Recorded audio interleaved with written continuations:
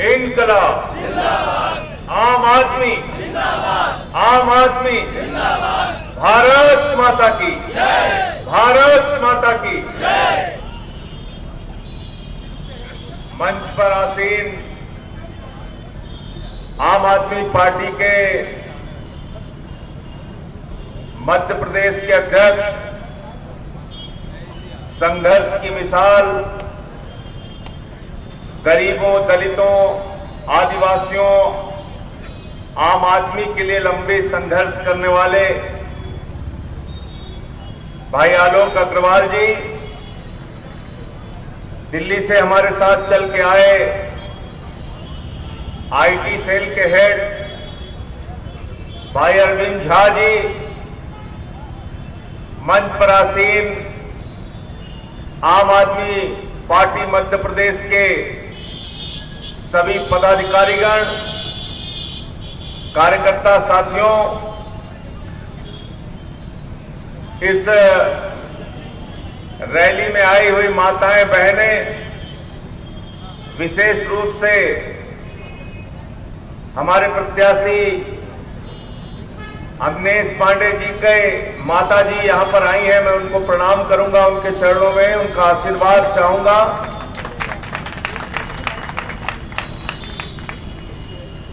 साथियों, अभी मुझसे पहले काफी विस्तार से भाई आलोक अग्रवाल जी ने मध्य प्रदेश की सरकार के बारे में, शिवराज सिंह की सरकार के बारे में और उनके साथ जो यहाँ के स्थानीय नेता हैं और वो मध्य प्रदेश कांग्रेस का चेहरा है कमलनाथ जी, दोनों की साठ गांठ और गठजोड़ के बारे में काफी विस्तार से उन्होंने बताया। मैं साथियों आपसे बातचीत करना चाहता हूं कि आम आदमी पार्टी हमने बनाई क्यों? क्या हमारी मंशा कोई राजनीतिक पार्टी बनाने की थी? क्या हमने कभी सोचा था कि हमारे बीच से कोई विधायक होगा, कोई सांसद होगा, कोई मंत्री और मुख्यमंत्री होगा? क्या हमने कभी कोई राजनीतिक दल बनाने की कल्पना सोची थी? नहीं। 2011 में अन्ना हजारे जी ने भ्रष्टाचार के खिलाफ एक आंदोलन देश के अंदर शुरू किया।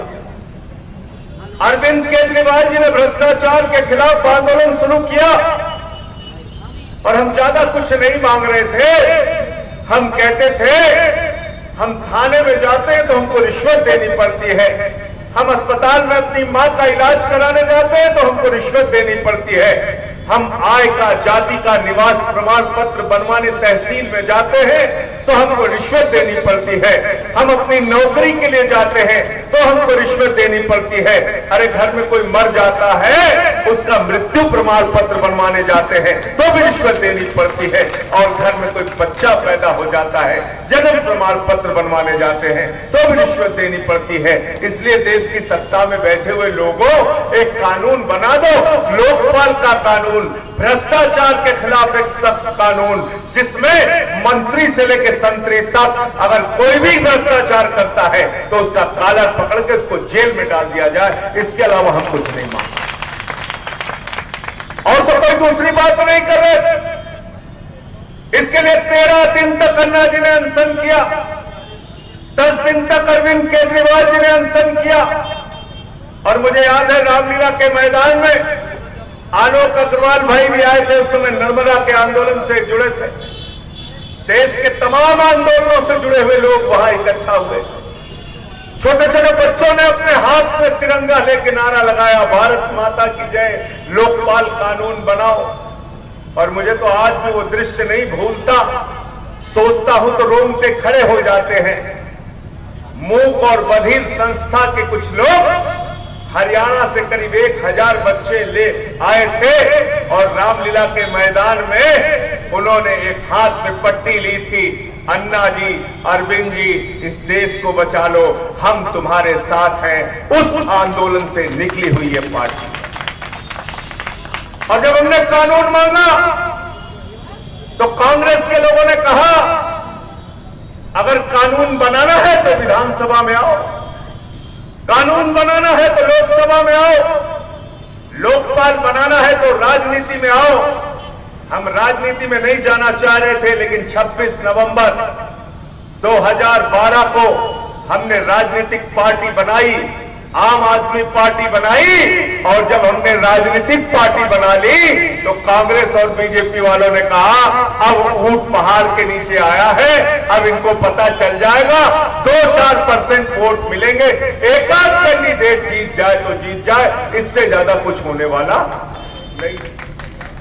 अभी यही बातें मध्य प्रदेश में भी कहते होंगे आप लोगों को, लेकिन मैं क्योंकि एक एक घटना का साक्षी हूं, इसलिए आपको बताना चाहता हूं, आपकी क्षमता को, आपकी ताकत को याद दिलाना चाहता हूं। दिल्ली के अंदर जब हमने एक पार्टी बनाई, हाथ में तिरंगा लेकर 45 डिग्री टेम्परेचर में फटी चप्पल पहन के अरविंद केजरीवाल गली मोहल्लों में जाते थे, तो लोग अपने जेब से चंदा निकाल कर भी कहते थे 10 रुपए मेरी तरफ से भी इस यज्ञ में ले जाओ केजरीवाल जी, लेकिन इन बेईमानों को हरा के आना। मुझे याद है, स्मरण है इस बात का।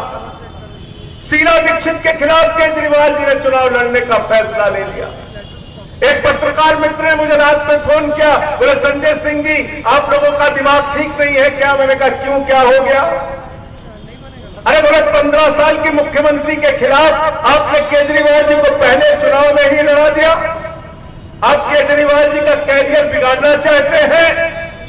हमने कहा इस आम आदमी पार्टी में अपने कैरियर को बनाने के लिए नहीं, अपने कैरियर को लात मार के नेता आए हुए हैं। हम यहां अपना कैरियर बनाने नहीं, हम इस देश का कैरियर बनाने आए हैं, इस देश के आम आदमी का कैरियर बनाने के लिए आए। और क्या हुआ पहले चुनाव में 2013 में? शीला दीक्षित के खिलाफ अरविंद केजरीवाल चुनाव लड़ रहे थे।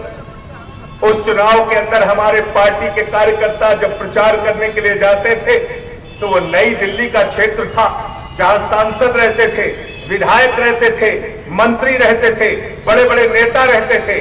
सोनिया गांधी जी का घर, राहुल गांधी जी का घर, प्रधानमंत्री मनमोहन सिंह जी का घर, सब उसी क्षेत्र में था।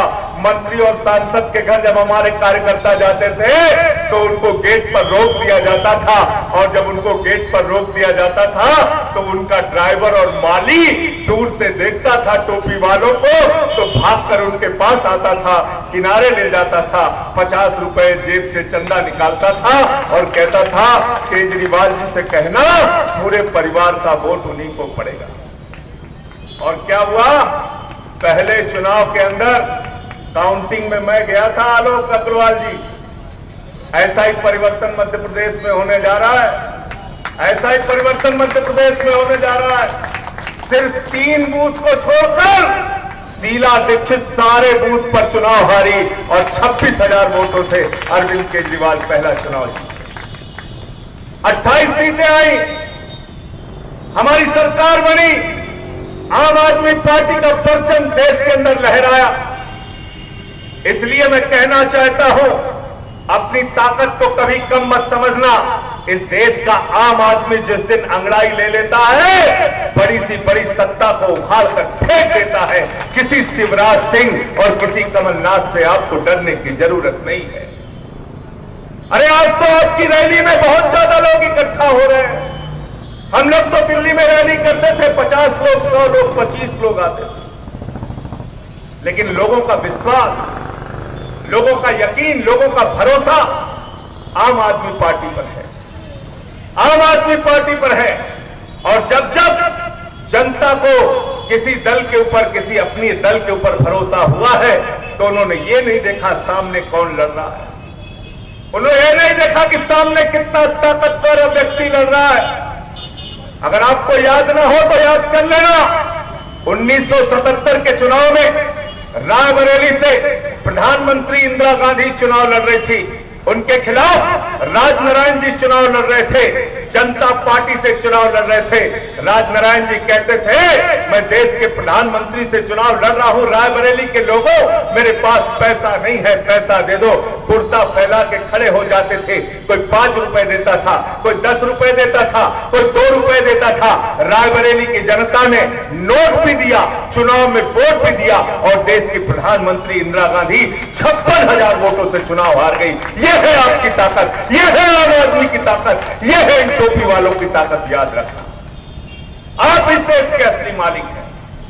आप वोट देते हैं तो सरकार चलती है, आप वोट देते हैं तो मंत्री विधायक सांसद बनता है, और जब सरकारें बन जाती है तो शिवराज सिंह जी कहते हैं मध्य प्रदेश के लोगों, हमारे खजाने में पैसा नहीं है, तो आप सेल टैक्स देते हो, इनकम टैक्स देते हो, वाटर टैक्स देते हो, हाउस टैक्स देते हो, रोड टैक्स देते हो, माचिस खरीदते हो तो टैक्स देते हो, साबुन खरीदते हो तो टैक्स देते हो, अरे एक सुई भी खरीदते हो तो सरकार के खजाने में टैक्स देते हो। यानी पैसा भी आपका, वोट भी आपका, नोट भी आपका। 70 सालों से आपकी किस्मत में नोट और वोट देने के बाद चोट आ रही है। इस व्यवस्था को बदलने के लिए हम लोग आए, इस व्यवस्था को बदलने के लिए आम आदमी पार्टी आई है। ये भ्रष्टाचार की राजनीति तो देश के अंदर चल रही है, ये जो पैसे बांट कर वोट लेने की राजनीति देश के अंदर चल रही है, ये दारू बांट के चुनाव जीतने की जो परंपरा देश के अंदर चल रही है, इस परंपरा को हम लोग बदलने के लिए आए हैं। इसलिए आम आदमी पार्टी के प्रत्याशी गरीब होंगे, आम आदमी पार्टी के प्रत्याशियों के पास पैसे नहीं होंगे, उनको अपने जेब से चंदा भी देना और चुनाव में वोट भी देना, दोनों काम आपको करना है, दोनों काम। आप इस देश के मालिक हैं, इस बात को समझ लेना। आप जो सरकार के खजाने में पैसा देते हैं, उन्हीं पैसों से सरकार आपके लिए योजनाएं लाती है, कोई एहसान नहीं करती। लेकिन जब तक इस देश के अंदर अरविंद केजरीवाल मुख्यमंत्री नहीं बने थे, किसी को देश में पता नहीं था सरकारें कैसे चलती हैं। और मुझे तो बहुत इंटरेस्टिंग बात याद आ रही है कि जब हम लोगों की सरकार बन गई तो कहा जाता है ना, खिसियानी बिल्ली। तो जब आम आदमी पार्टी वालों की सरकार बन गई तो भाजपा और कांग्रेस वाले कहे ये तो बड़ा गोल जीत ले गए। तो क्या बोलते थे? कहते थे सब कुछ तो ठीक है लेकिन इन लोगों के पास एक्सपीरियंस नहीं है। कहते थे कि नहीं कहते? आलोक कहते थे केजरीवाल ठीक है, लोगों ने वोट दे दिया, सरकार बन गई, मुख्यमंत्री बन गया है, लेकिन इसके पास एक्सपीरियंस नहीं है। मैंने कहा ठीक कहते हो भाजपाइयों, हमारे पास नीरव मोदी को हिंदुस्तान से 21,000 लुटवा कर कैसे भगाया जाता है, 21,000 करोड़ की लूट कैसे कराई जाती है, इसका एक्सपीरियंस नहीं है। 10,000 करोड़ रुपए माल्या को लुटवा कर कैसे भगा दिया जाता है, 2100 करोड़ रुपए ललित मोदी को लुटवा कर कैसे भगवा दिया जाता है, इसका एक्सपीरियंस नहीं है। 8,55,000 करोड़ का कर्जा देश के चंद पूंजीपतियों को कैसे दिया जाता है, इस बात का एक्सपीरियंस नहीं है। नोटबंदी करके 150 लोगों की जान कैसे ली जाती है, इस बात का एक्सपीरियंस नहीं है। जीएसटी लगाकर व्यापारी को बर्बाद कैसे किया जाता है, इस बात का एक्सपीरियंस नहीं है। किसानों के ऊपर गोली चलाकर उनकी हत्या कैसे की जाती है, इस बात का एक्सपीरियंस नहीं है। लेकिन बच्चों को अच्छी पढ़ाई कैसे दी जाती है, अच्छे स्कूल और कॉलेज कैसे दिए जाते हैं, मोहल्ला क्लिनिक कैसे खोली दी जाती है, आधे दाम पे बिजली कैसे दी जाती है और पानी मुफ्त कैसे दिया जाता है, इस बात का एक्सपीरियंस अगर हिंदुस्तान में किसी नेता और पार्टी को है तो आम आदमी पार्टी और अरविंद केजरीवाल को है। याद रखना, याद रखना, ये एक्सपीरियंस हमारे पास ही है। हमने कहा कांग्रेसियों, हमारे पास 2G का घोटाला करने का एक्सपीरियंस नहीं है, हमारे पास 3G का घोटाला करने का एक्सपीरियंस नहीं है, हमारे पास विकलांगों की बैसाखी में कैसे पैसा खाया जाता है, इसका एक्सपीरियंस नहीं। याद है ना, सलमान खुर्शीद विकलांगों की बैसाखी का पैसा खा गया था, कानून मंत्री, याद है ना, भूले तो नहीं हो? इतने बड़े बड़े घोटाले कांग्रेस के राज में हुए, जीरो लगाते लगाते थक जाओगे। इतना बड़ा बड़ा भ्रष्टाचार, ऐसा एक्सपीरियंस आम आदमी पार्टी के पास नहीं है। केजरीवाल के माता पिता ने ये 2G और 3G और CWG करना नहीं सिखाया, लेकिन केजरीवाल ने और उनके माता पिता ने यह जरूर सिखाया कि विधवाओं की पेंशन को 2 गुना कैसे करना है, विकलांग की पेंशन को 2 गुना कैसे करना है, बूढ़ों के लिए सहारा कैसे बनना है, कैसे उनकी पेंशन को 2500 रुपए करना है और घर घर 40 सेवाओं की डिलीवरी कैसे करनी है। यह एक्सपीरियंस अरविंद केजरीवाल को है और इसी एक्सपीरियंस के कारण अभी देश के अंदर मुख्यमंत्रियों की लोकप्रियता का एक सर्वे हुआ। आपको जानकर गर्व होगा, सीना फक्र से चौड़ा हो जाएगा कि दिल्ली के मुख्यमंत्री अरविंद केजरीवाल को देश के नंबर 1 के मुख्यमंत्री के तौर पर उस सर्वे के अंदर, सर्वेक्षण के अंदर पाया गया। ममता बनर्जी दूसरे नंबर पे, तीसरे नंबर पर नवीन पटनायक और चौथे नंबर पर नीतीश कुमार, यानी भारतीय जनता पार्टी के राज्य वाला एक भी मुख्यमंत्री लोकप्रियता और काम करने की सूची में नहीं है। यह भाजपाइयों की असलियत, देश को गुमराह करते हैं, फर्जी बातें बोलते हैं, दिन रात झूठ बोलने का काम करते हैं। अरे जमीन पर काम करके दिखाओ। और बिल्कुल ठीक कहा आलोक अग्रवाल ने, आप तो मध्य प्रदेश की सरकार से तुलना करना चाहते हैं।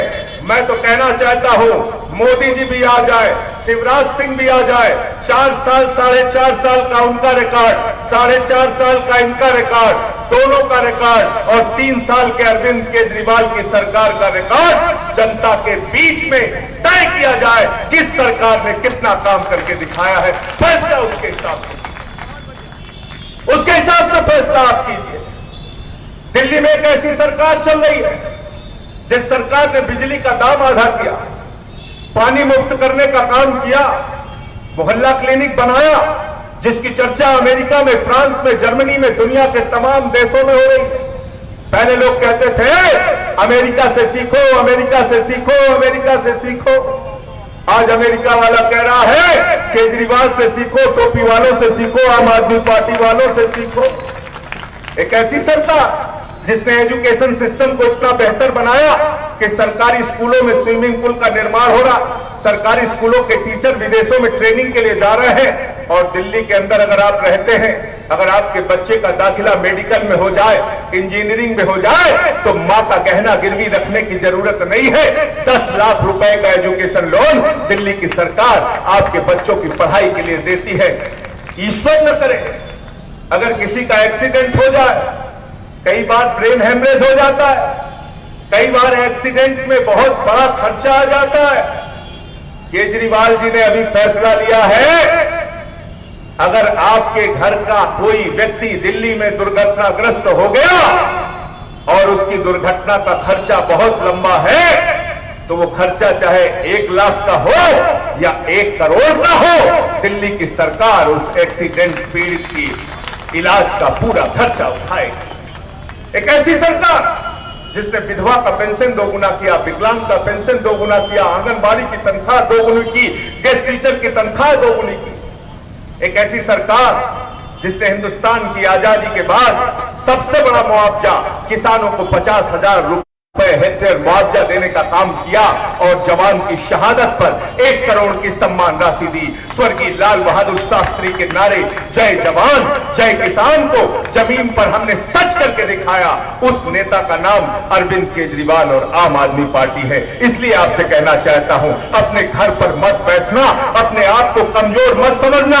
दिल्ली में इनको हराया है, मध्य प्रदेश में इनको हराने का काम हम सब लोगों को मिलजुल कर करना है।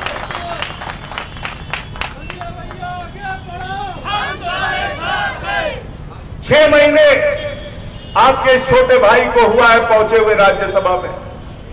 हर दिन कोशिश करता हूं कि इस देश के आम आदमी का मुद्दा उठाऊं। 2004 के बाद इस देश में पेंशन बंद कर दी गई। मैंने पार्लियामेंट के अंदर कहा, एक विधायक 40 दिन विधायक हो जाए, एक सांसद 40 दिन सांसद हो जाए तो उसको पूरी जिंदगी पेंशन मिलती है। लेकिन एक सरकारी कर्मचारी, एक पुलिस का कर्मचारी 40 साल अपनी जिंदगी की सेवा देता है, उसकी पेंशन तुमने क्यों बंद की? भाजपाइयों, पेंशन चालू करो, पुरानी पेंशन बहाल होनी चाहिए। मैंने शिक्षा मित्रों का सवाल उठाया। उत्तर प्रदेश की शिक्षा मित्र सुहागिन महिलाएं भाजपा के राज में सिर मुड़वा रही हैं, मजबूर है। आज देश के नौजवानों की हालत क्या है? बेरोजगारी 84% रोजगार बेरोजगारी बढ़ी है मोदी जी की सरकार में।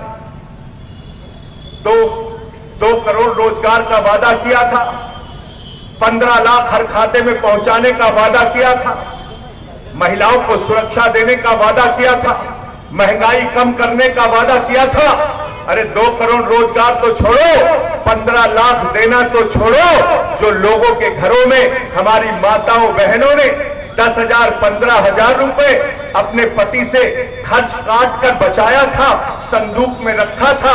मोदी जी ने कहा माताओं और बहनों ये काला धन है, लाइन में लगकर इसको जमा कर दो। पूरे देश को नोटबंदी में आपने लाइन में खड़ा कर 99.3% पैसा बैंकों में वापस आ गया। हासिल क्या हुआ? 150 लोगों की मौत हो गई देश के अंदर। आप देश से कितना झूठ बोलने का काम करेंगे मोदी जी? भाजपाई कितना झूठ बोलते हैं, इस बात का अंदाजा आप इस बात से लगा सकते हैं कि हमारे देश के प्रधानमंत्री उनको जब जो मन में आता है बोल देते हैं, खाली सोते समय चुप रहते हैं, जब तक जगते हैं लगातार भाषण देते रहते हैं। हिंदुस्तान ही नहीं दुनिया में अगर अंतर्राष्ट्रीय भाषण प्रतियोगिता करा दी जाए आलोक जी, तो मोदी जी नंबर 1 पर आएंगे, मुझे इस बात में कोई संदेह नहीं। 2 नंबर पर नहीं आएंगे और जो मन में आता है बोल देते। क्या बोला? बिहार गए, बोले तक्षशिला बिहार में है। अब खोजने लगे सब लोग। बोले शहीद आजम भगत सिंह अंडमान निकोबार की जेल में बंद थे, सब इतिहास का पन्ना तलाशने लगे। दयानंद सरस्वती से श्यामा प्रसाद मुखर्जी की मुलाकात करा देते। संत कबीर, गुरु नानक जी और बाबा गोरखनाथ की एक साथ मीटिंग करा देते। अजीब आदमी हमारे प्रधानमंत्री जी। और तो और छोड़िए, अभी उन्होंने बताया कि नाले की गैस से चाय कैसे बनाया जाता है, और सारे बेचारे वैज्ञानिक बैठे हुए थे, वो भी ताली पीट रहे। तो हम लोगों की तो हालत ताली पीटने वाली हो गई, ताली पीटने वाली हो गई। हिंदुस्तान की पॉपुलेशन 600 करोड़ बता दी, तो कुछ भी उनके मन में जब भी जो आता है बोलते हैं। तो मैं आप लोगों से कहना चाहता हूं, नौजवान साथियों, खास तौर से याद रखना, ये भाजपाइयों ने तुमको 2 करोड़ रोजगार देने की बात कही थी।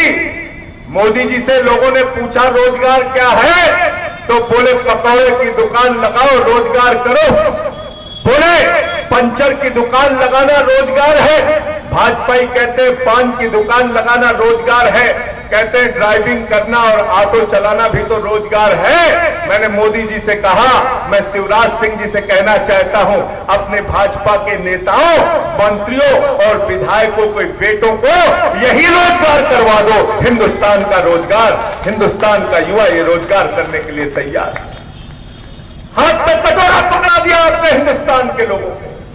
पेट्रोल का दाम बढ़ा दिया, डीजल का दाम बढ़ा दिया, महंगाई बढ़ा दी, चीनी का दाम बढ़ा दिया, गैस का दाम बढ़ा दिया।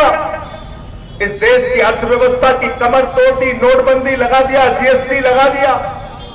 अब पकोड़ा योजना के बाद मोदी जी 2019 के चुनाव में कटोरा योजना लेके आए हैं। कटोरा योजना, ये कटोरा योजना क्या है?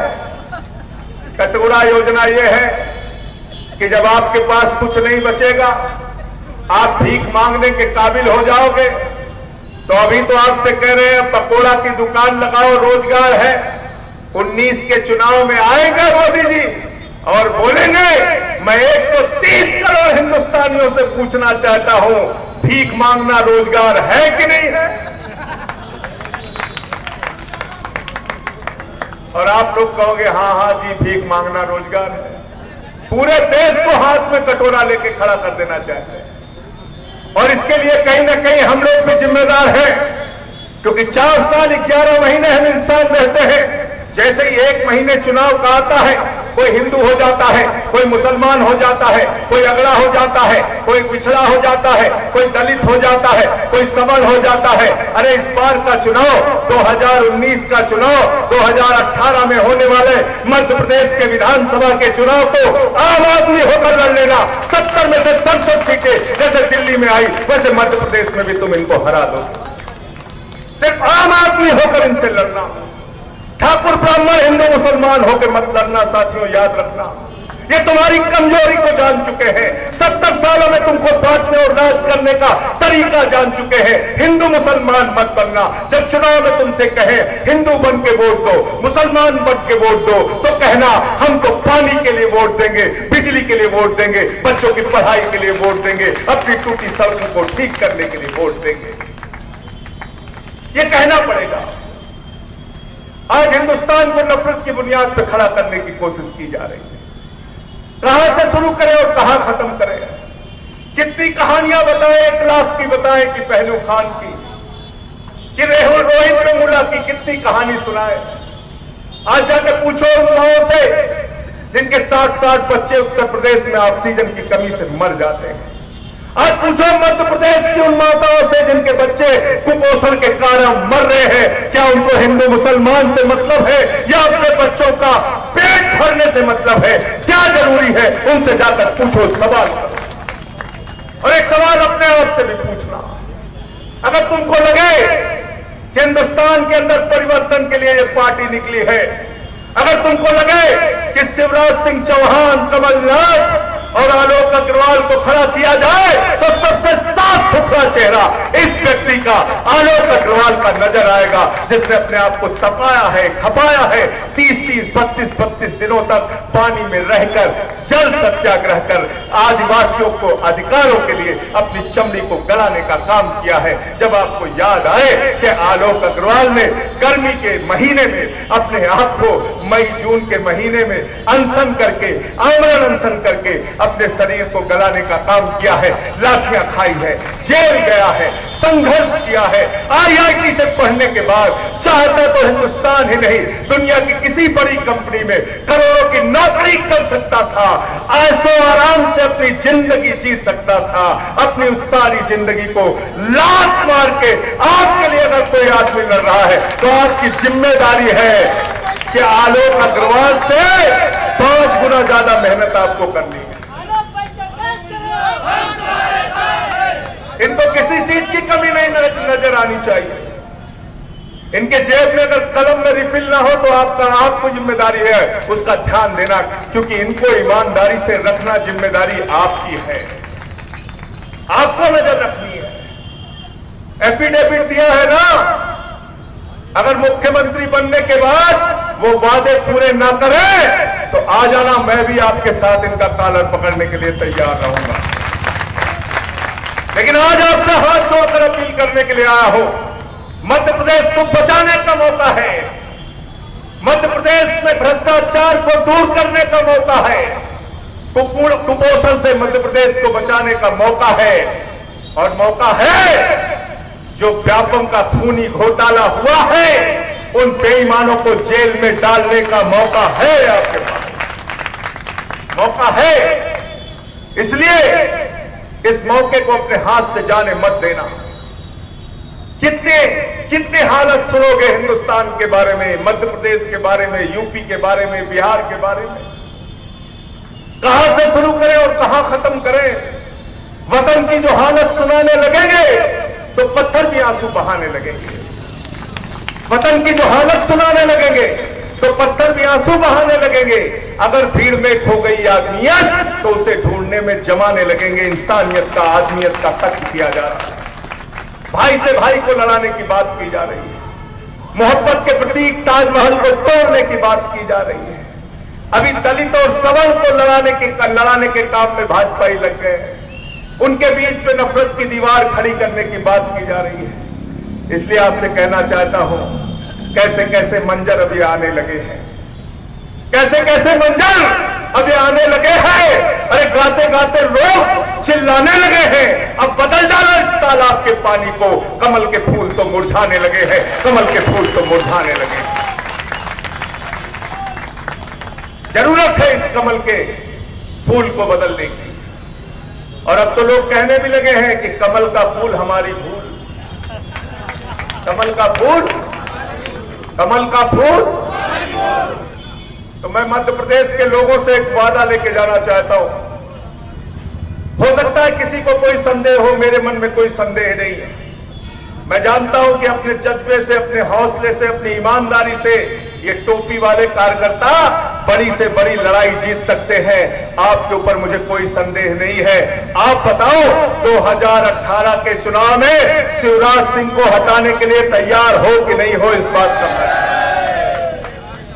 और अगर आप तैयार हो तो जितनी मेहनत आलोक अग्रवाल जी कर रहे हैं, इनसे कम मेहनत नहीं होनी चाहिए। अगर आप तैयार हो और जरूरत पड़े तो घर का गेहूं बेचकर पेट्रोल गाड़ी में भरा कर प्रचार करना, लेकिन अपने आप को थमने और रुकने मत देना, मैं आपसे कहने के लिए आया हूं।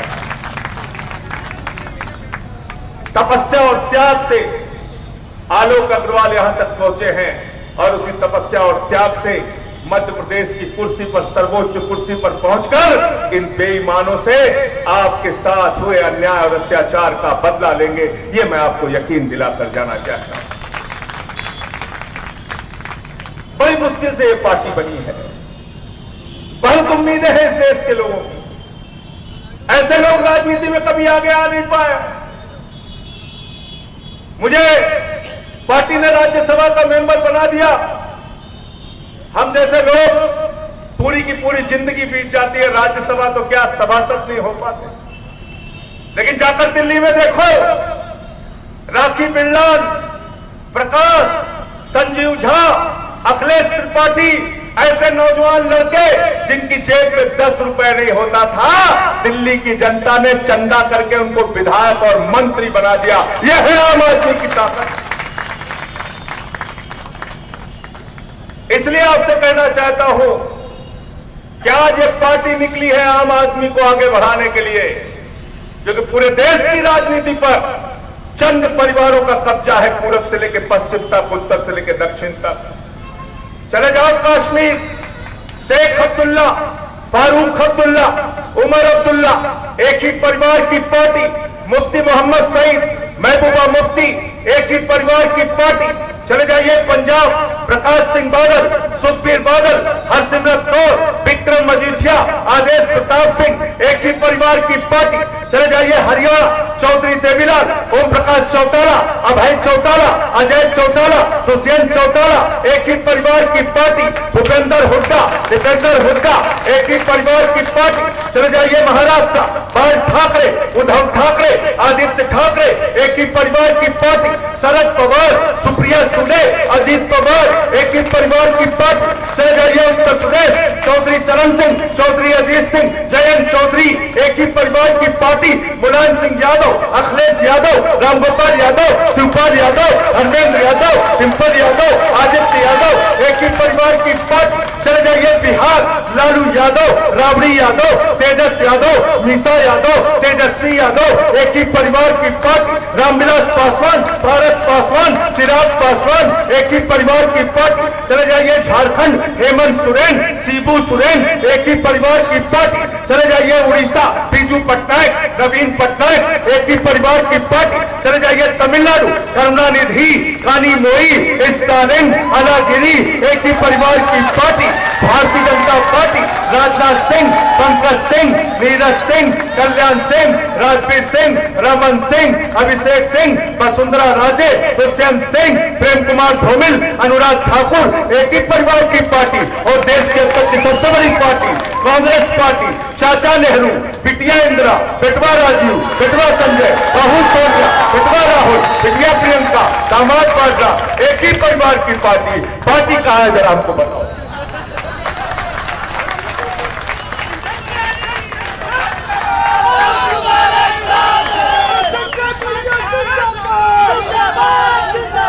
पार्टी है?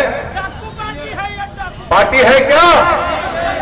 ये पार्टियां नहीं चल रही है, प्राइवेट लिमिटेड कंपनियां चल रही है, प्राइवेट लिमिटेड कंपनियां। हिंदुस्तान की एकमात्र पार्टी है आम आदमी पार्टी, जिसने अपने संविधान में लिखा है एक परिवार से 2 आदमी सांसद, विधायक, मंत्री नहीं हो सकता। देश की किसी भी पार्टी ने नहीं। इसलिए मैं आपसे कहना चाहता हूं, हाथ जोड़कर निवेदन और विनती करना चाहता हूं, इस आम आदमी की उम्मीद को खत्म मत होने देना। हिंदुस्तान के गरीबों की आवाज है आम आदमी पार्टी। झुग्गी में रहने वाले, ऑटो में रहने वाले, रिक्शे से चलने रिक्शा चलाने वालों की आवाज है आम आदमी पार्टी। इस देश के मजदूरों की आवाज है आम आदमी पार्टी। इस देश की महिलाओं मातृशक्ति की आवाज है ये आम आदमी पार्टी। इस आवाज को कभी कमजोर मत होने देना। दर्द के एहसास को सैरो सुखन तक ले चलो या अदब को मुफलिसों के अंजुमन तक ले चलो। और जो गजल मासूक के जलवों से वाकिफ हो चुकी उसको अब बेवा के माथे के सिकन तक ले चलो। उसको अब बेवा के माथे के सिकन तक ले चलो। आप सबका बहुत बहुत शुक्रिया, बहुत बहुत धन्यवाद। इनकलाब इनकलाब आम आदमी आम आदमी भारत माता की भारत माता की बहुत बहुत शुक्रिया।